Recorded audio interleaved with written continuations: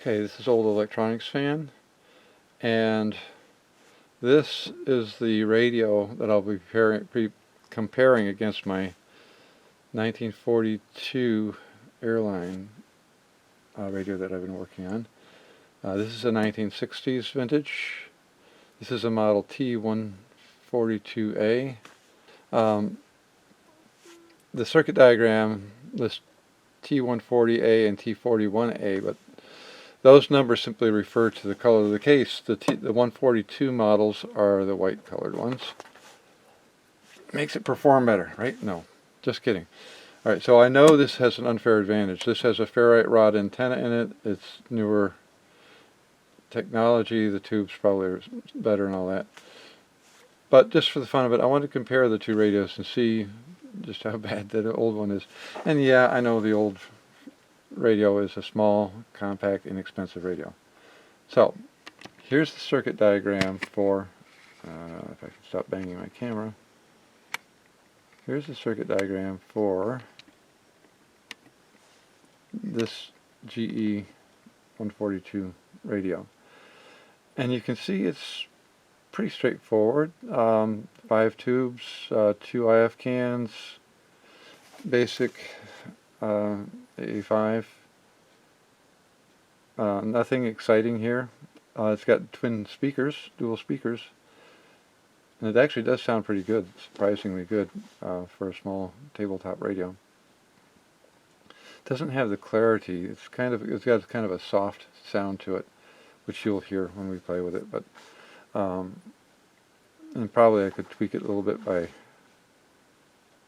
changing out maybe a capacitor somewhere in the output circuit, but I'm not going to bother with that. It sounds good enough. And then this is the circuit diagram for the old Ward's 1942 vintage radio. And as you can see, they're very similar in design. Obviously, there are advances in technology in the 18 years between these two radios, but the basics are there. The A5 tube radio, 2 IF cans, just very, very basic. Now, in real dollars, if you were to adjust for $1942 compared to $1960, I expect that the Airline radio would be the cheaper radio of the two. The other thing about that little radio, which I didn't mention, which is a sidetrack really, is that when I went to clean the case on it, I washed it off, still had a really thick layer of crud on it, and I actually had to use a polishing compound on it. Brasso is what I used, and really thick layer of dark brown crud came off from it. I'm guessing that little radio spent a lot of time playing, and that was kind of what I saw when I was working on it, that it had a lot of hours on it. I don't think any of the tubes were original. I think they're all different tubes.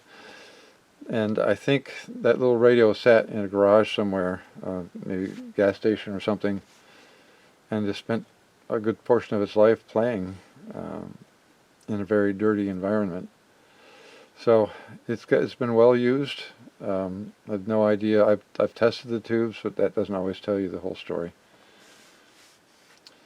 So without further ado, let's move on to the actual test. So I've already got this one tuned to 810.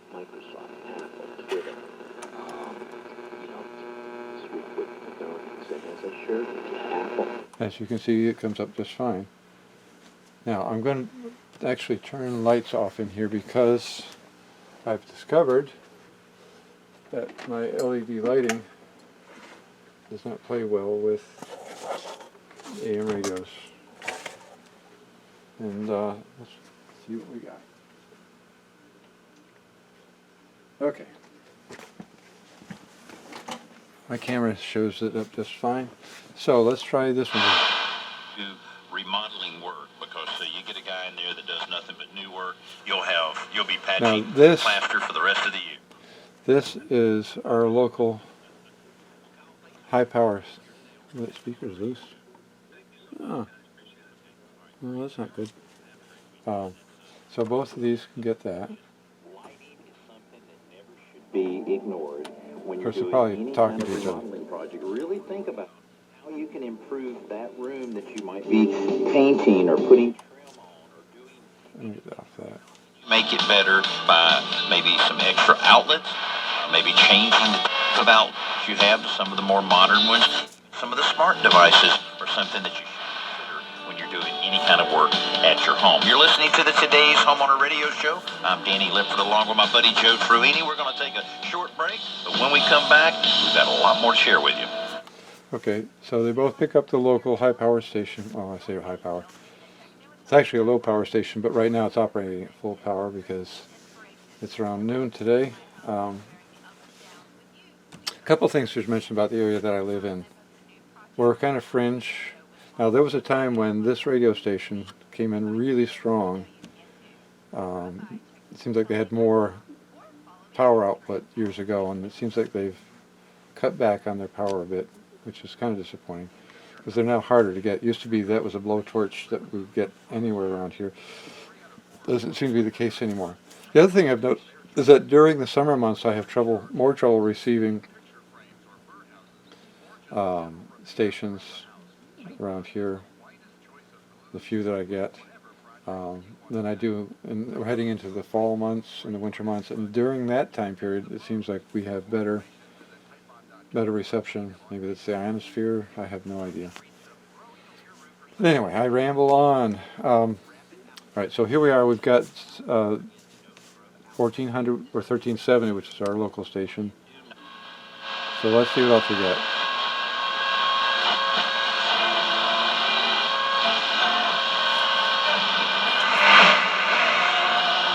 So here's the station. They're around 110. There's another one.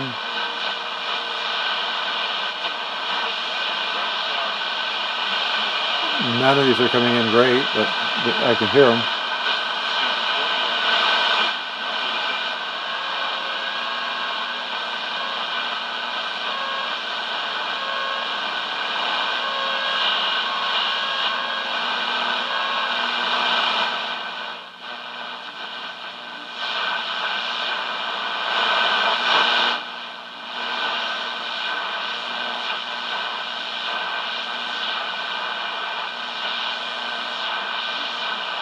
No.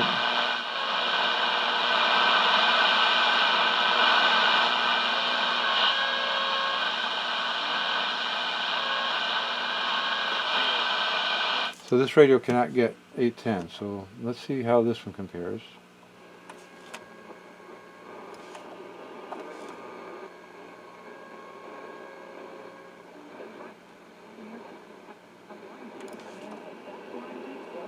So there's the station. Probably the one that was getting on this one at around 110.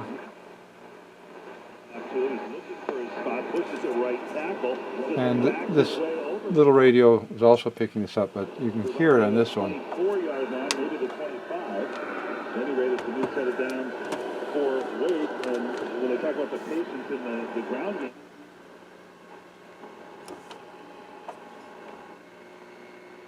Forensic 1-800-TALK WBY 1-800-825-5949. Let's go to the phone.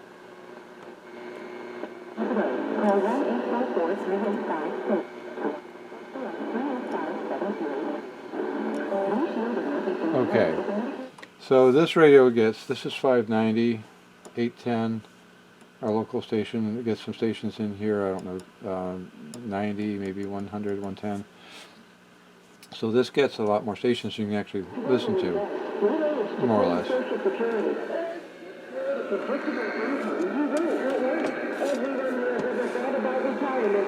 So,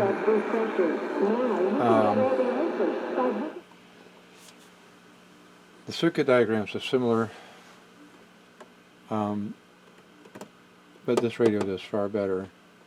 And I'm not an engineer, electronics engineer, and so I can't tell you what the difference is, if any, between the two. Now, of course, this one uses the smaller tubes, so it's using different tubes which may have more power. and a 12BE7 compared to a 12SA7. I'm not familiar with how these tubes compare with each other. So these tubes might be better. This is newer. I think this is 1960. This is 1942, this old radio here. So there's 18 years between these two radios. So, maybe maybe the transformers are better. Definitely better antenna. Maybe more powerful tubes. I'm sure there probably have been advances, in the 18 years between these two radios. So I just thought it would be fun to see what difference there is between this old radio, which at one point I thought was totally, it was actually totally deaf. It couldn't pick up anything. Now at least it's picking up other stations besides just our local station, which was all it was going to. Which was all it was doing when I first got done repairing this. My original plan with this radio, which was apparently a mistake, was to make some changes, see what that does with regard to the performance of the radio, and make some more changes and so on. That didn't work out so well, because even when I got all done, this was not working all that great. Of course, I didn't know, for whatever reason, this thing, the bad connection in the tube wasn't showing up. It wasn't making any noise. It just wasn't working well. It was definitely working better than it was. The alignment picked it up a little bit. So I am actually picking up more stations than I was. Of course, the time of year probably is helping with that, but I think this radio is now working better than it was. So what have I done with this little guy? Well, I've of course replaced the capacitors and resistors as needed. Replaced a tube. This tube was shorted. I found the bad connection on the socket of that tube and fixed that. I did a signal trace. I traced from the antenna end all the way through the other end. I couldn't see anything wrong there. The other thing I did was I checked the voltages, and I guess I can turn my radio light on, although I'm getting a pretty good picture there. I went through and checked all these voltages on the tubes, and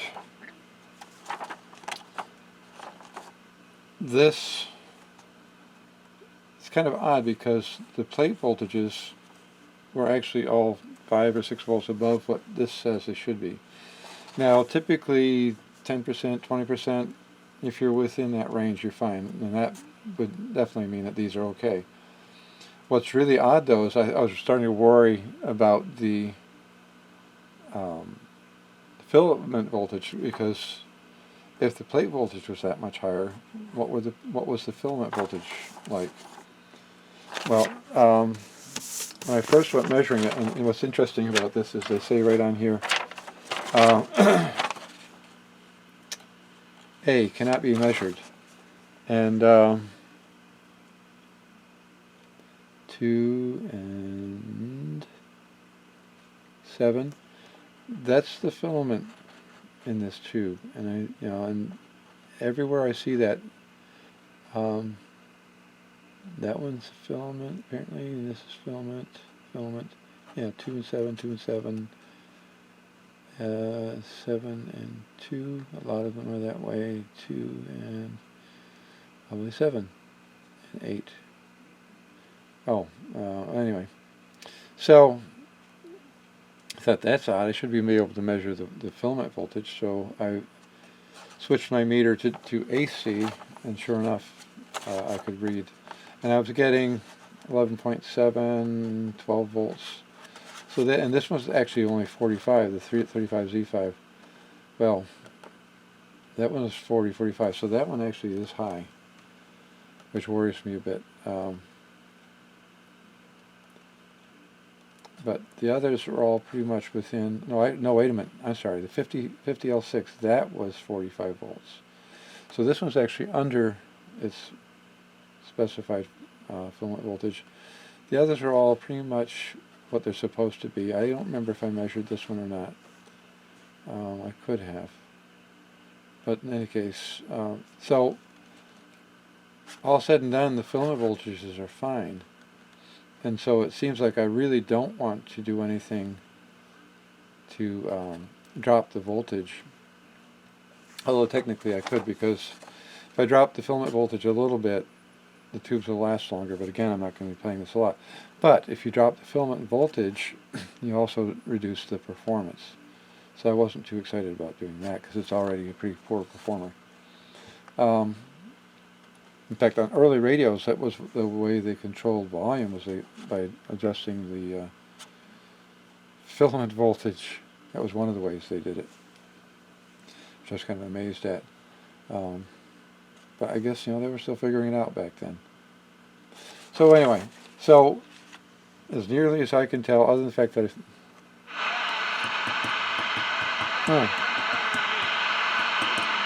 no more microphonic. I don't know why that was, unless that was because I had the signal generator connected to it. Well, it sounded like I had a microphonic tube. I no longer have that. So, I have tested all these tubes. I replaced, like I said, I replaced one that was shorted.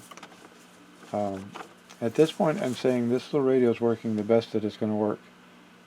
It's an inexpensive, compact little radio. If I lived in an area with better reception, this would probably be just fine. I do have a little AM transmitter that I built, and I hooked that up, and I got it tuned to around the 60 or 600, 590, 600 range. And this little radio works just fine down at the lower end of the tuning range.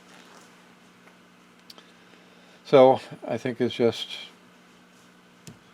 I don't know, maybe those tubes are weaker than tube testers are kind of an indication of the health of the tube. The best tube tester is the radio itself. Unfortunately, I don't have a huge stock of tubes where I could swap tubes in and out and find out if any of those worked any better. So that's not going to happen. So the little radio works as well as I think it's going to. It's been interesting to tinker with. I learned a lot of stuff by working on this radio, and I spent a huge amount of time on it, more than the radio's worth. If I were charging somebody for this, I would freak, because the radio's not worth what I invested into it. And I think at this point, I'm going to call this done. Okay, I thought about repairing the case, but I had second thoughts about it. So what I've done is, well, here's why I wanted to repair it. You can see the hole there. There's a hole there. It's not entirely healthy, but I don't know how much the, let's see if we can zoom in on this a little bit more. And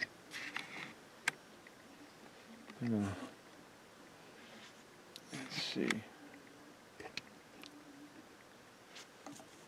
I don't know if you can see, and actually I've zoomed in a little too much there, haven't I? Bakelite has a pattern to it, and if I were to try to repair this, and I'm sure you can't see as well as I am able to see it here, but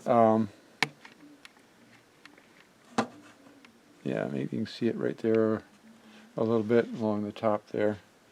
Go back out. You need to get at that closely now. Okay. To fix this, there's a way I could do it. I have fiberglass mat. I could secure it behind here with some Bondo, fill this in, level it off, sand it, and make it look good that way. I could fix this one the same way, repair, make sure the cracks don't get any worse. But when I get all done, I would have to paint this. and I don't want to. I think I like it just the way it is, cracks and all, holes and all. Because I would have to, I would go through here and I could, fill the crack in. I could, make the crack disappear. But outside of the fact that that's a lot of work, I think I like the way it looks better. And since basically it's just going to be sitting around looking pretty on a shelf, I think I like it this way better than if I went through all the trouble of repairing the case and painting it and then getting something that maybe I don't like as well. So I'm going to put it back together as is. Something else I didn't mention, I think I did it early on. What was I going to do with this? Well, what I've done is I took some silicone, the silicone 2 that I've got, and I put a dab on each corner of this, and I positioned it where I wanted it, taped it into place, and then let it cure, and it's secure. Is this scale accurate anymore? No, it's definitely not. Do I care? No. It's just a guide now. It can tell you if you use it at all, and you'll get to figure out where the stations actually are, and that's all you really need it for, I guess. So that's fixed. The other thing I discovered was this speaker was loose. So I checked it out, and I found out that this is probably not the original speaker for this. I had to put a spacer in behind here on both sides.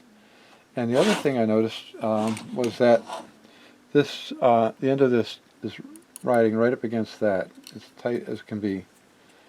And the holes, I don't know, now you probably can't see that, but this holes for the screw mounts, or for the where the bolts go.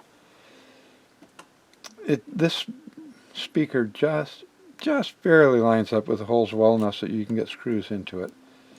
So whoever replaced this said, "Oh, the speaker is close enough," and they forced the screws in, which basically is what I did, and so there, good enough.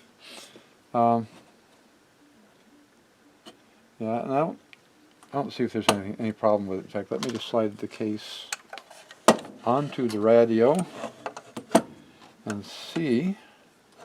Oh, the other thing I should mention, and some people are going to probably freak about this. This is the original electrolytic capacitor. I mean, this is the original. It says solar. Now, I've not heard good things about solar electrolytics or solar capacitors in general, but this capacitor works fine. As I mentioned earlier, the B voltage in this, plate voltage and all that, all fine. Everything looks good. Zero hum. I mean, this capacitor is working fine. I did not put a tester on it to see what the ESR is or anything like that. I'm not going to replace that capacitor until it starts humming. I'm hoping it doesn't short out, because then it could take out my rectifier too, which would make me very unhappy. But given that it's working perfectly, I'm not touching it. It's just not going to happen. So those of you who think I should replace it, yeah. Most of the radios I do work on get new electrolytic capacitors. This one, if I play this a couple times a year, it'll probably be a lot. I've had this radio for a very long time. I've always wanted to get it working just to see how it would play. So now I've done it, and it makes me happy. I also know that this is not going to be a radio that, there we go, and let's see, I'm just taking a look to see if the speaker is riding against the case. And since I didn't take this off, yeah, no problemo. I think we're good.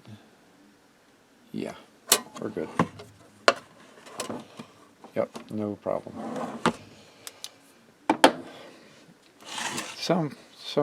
In some radios, the speaker is right up tight to the case. And if you do what I did, which was I put a couple of spacers behind the screws to make it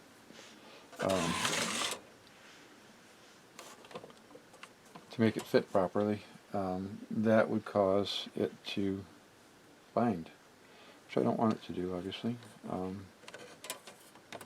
on.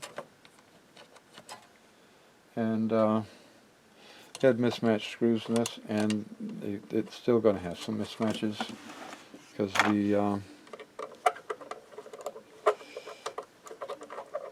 I have straight slot screws to replace the original screws down bottom, and I have Phillips to replace the screws up top, and that, my friends, is that.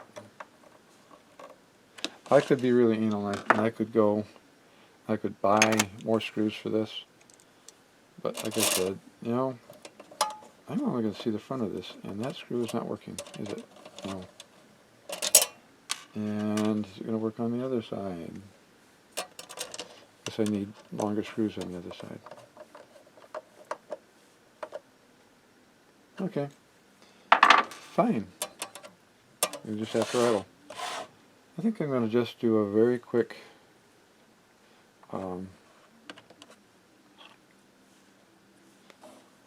test to see how it sounds in the case.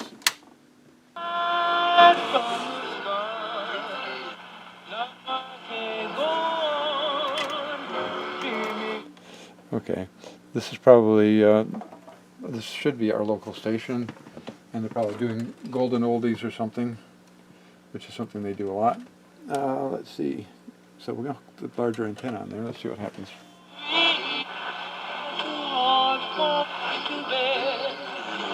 And when I found out that you didn't Whatsoever about your representative and the direction of your country, and don't take that for granted. And you.